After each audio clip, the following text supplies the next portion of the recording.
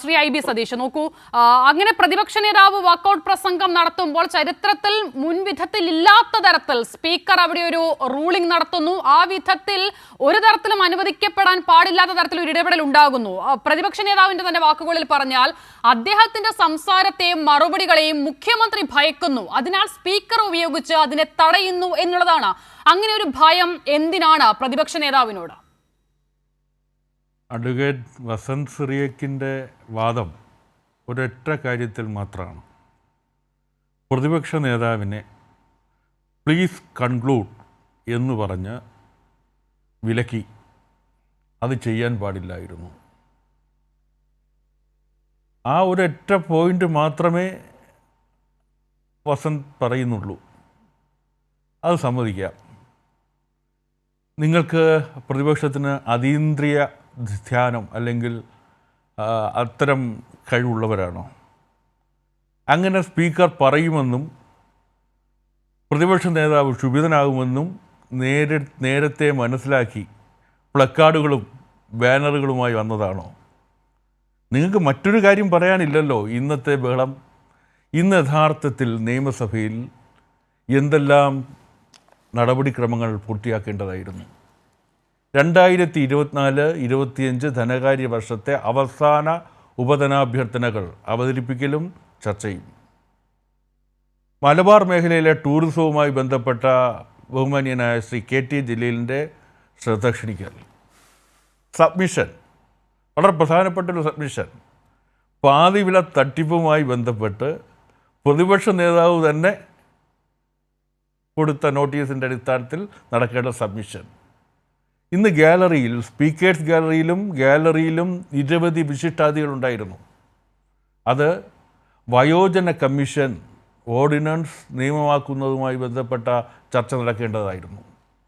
ഇന്നത്തെ കേരളത്തിൻ്റെ സാമൂഹ്യ പരിസരത്തിൽ ഏറ്റവും പ്രാധാന്യമുള്ള ഒരു വിഷയം നിയമമാകുന്നതിൻ്റെ ഒരു സുപ്രധാന ഘട്ടം നടക്കേണ്ട ഘട്ടമായിരുന്നു. മറ്റൊന്ന്, കേരളത്തിൻ്റെ വ്യവസായ വികസനവുമായി ബന്ധപ്പെട്ട്, വികസന ഇടനാഴിയുമായി ബന്ധപ്പെട്ട നിയമം പാസ്സാക്കേണ്ടതായിരുന്നു. ഇതെല്ലാം നടക്കരുത്. കാരണം എന്താ? യഥാർത്ഥത്തിൽ നമ്മളെല്ലാം അരിയാഹാരം കഴിക്കുന്ന എല്ലാവർക്കും കഴിഞ്ഞ 2-3 ദിവസമായി നിയമസഭയിൽ നടന്ന ചർച്ചകളും മറുപടികളുമെല്ലാം ബോധ്യമാവുന്നവരാണല്ലോ നമ്മളൊക്കെ. അസ്തപ്രജ്ഞരായി, നിശബ്ദരായി, ഒരു വാക്കുപോലും ഉരിയാടാൻ പറ്റാതെ പ്രതിപക്ഷം പരാജിതരായി, പരിഹാസ്യരായി നിയമസഭാ തലത്തിൽ നിന്നു എന്നുള്ളത് നമുക്കൊക്കെ മനസ്സിലാവും. അതുകൊണ്ട് ഇന്ന് ഒരു തിരക്കഥ നേരത്തെ തന്നെ തയ്യാറാക്കപ്പെട്ടിരുന്നു.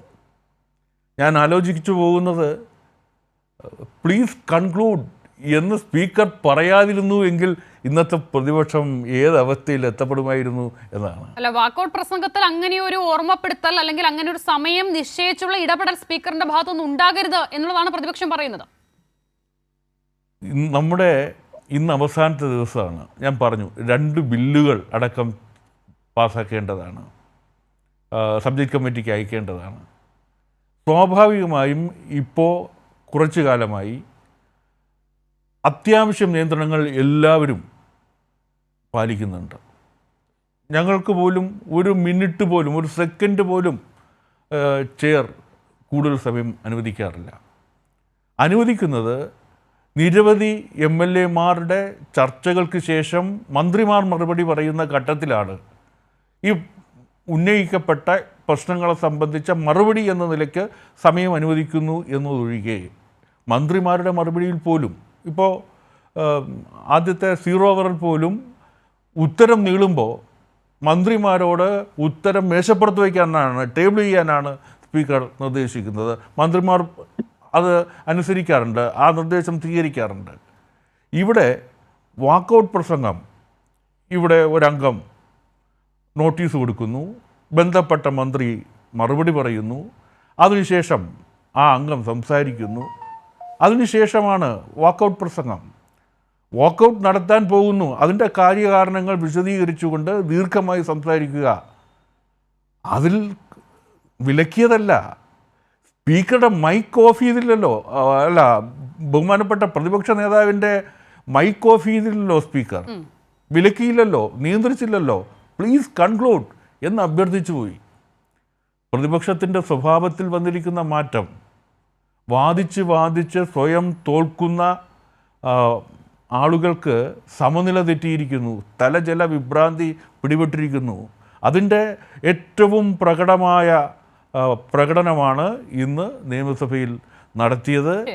അവർ സ്വയം പരിഹാസ്യരായിരിക്കുന്നു, സ്വയം തോറ്റുപോയവരായി മലയാളി സമൂഹത്തിൻ്റെ മുന്നിൽ പ്രതിപക്ഷം നിൽക്കുന്നു എന്നതാണ് ഇന്നത്തെ ബാക്കി പത്രം.